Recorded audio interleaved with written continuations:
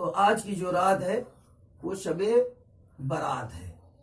لوگ شب برکت کی رات بھی کہتے ہیں. برات کے معنی آتے ہیں توبہ کے، یعنی کہ توبہ و استغفار کی رات. اور اس مہینے سے اللہ کے نبی صلی اللہ علیہ وسلم اپنے آپ کو مضبوط کیا کرتے تو صحابہ سے کہتے تھے اپنے اندر مضبوطی پیدا کرو، آگے جو رمضان کا مہینہ آ رہا ہے اس میں روزے کثرت سے رکھو اور عبادت کثرت سے کرو. اور آج ہم رمضان کے مہینے کو کمائی کا مہینہ سمجھ لیتے ہیں. خیر وہ بات الگ ہو جائے گی، لیکن جو بات ہم بتانا چاہ رہے ہیں شب برات یعنی کہ توبہ کی رات، کہ ہم کو توبہ کرنی چاہیے ان باتوں. اب توبہ کا مسئلہ کیا ہے؟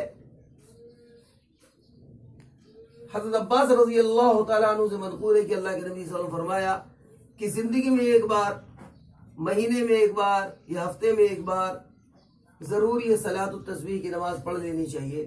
تو ہم کو کوشش یہ کرنی چاہیے کہ روز، اللہ والوں سے ثابت ہے کہ بعض اللہ والے روزانہ پڑھتے تھے صلاۃ التسبیح کو، اور بعض لوگ جمعے میں پڑھتے تھے، بعض لوگ مہینے میں بھی پڑھتے تھے.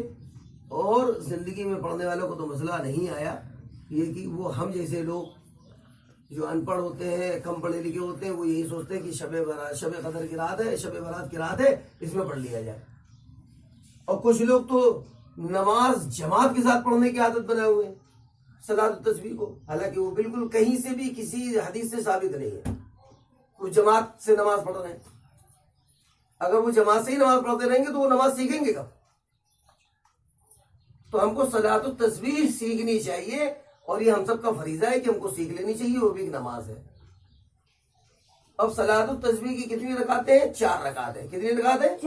4 رکعت نماز. اور چاروں کیا ہے؟ نفل ہے.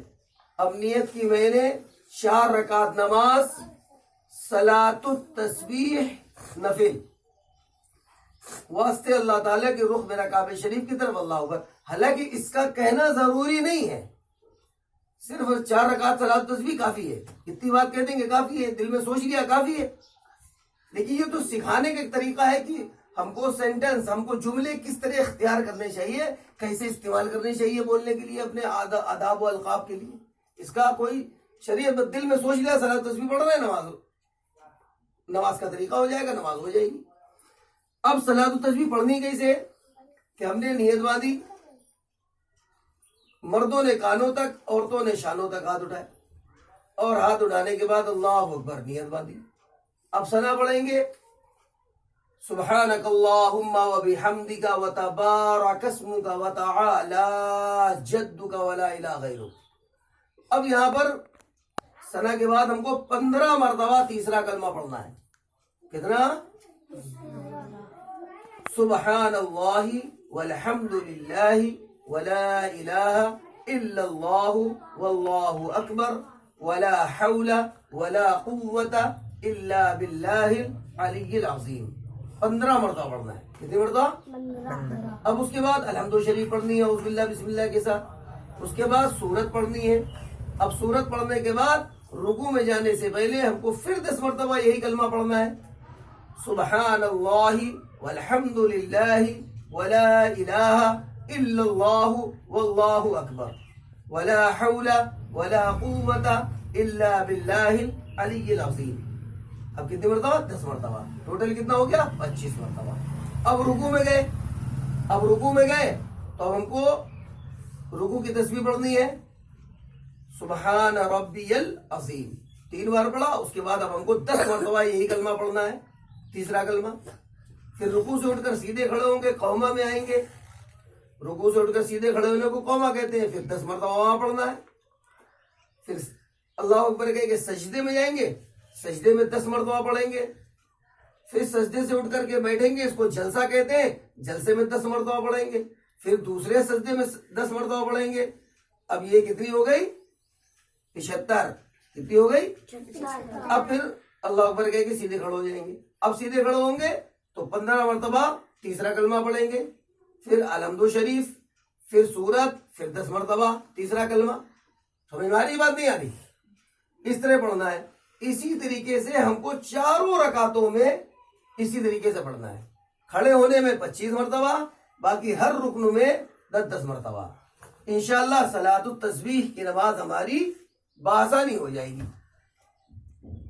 किसी के मोहताज बनने की जरूरत नहीं, किसी के मामलात करने की। हाँ, लेकिन एक बात जरूर बताऊंगा कि जो लोग फर्ज को छोड़ रहे हैं, फजर छोड़ दी, जोहर छोड़ दी, असर छोड़ दी, मगरिब छोड़ दी, ईशा छोड़ दी, अब वो आए रात में इबादत करने के लिए नफली, तो ऐसे लोगों का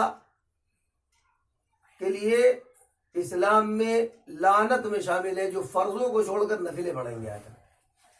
तो लिहाजा सबसे पहले जब हम मस्जिद के अंदर आएंगे तो हमको कज़ा नमाजें पढ़नी है। क्या पढ़नी है?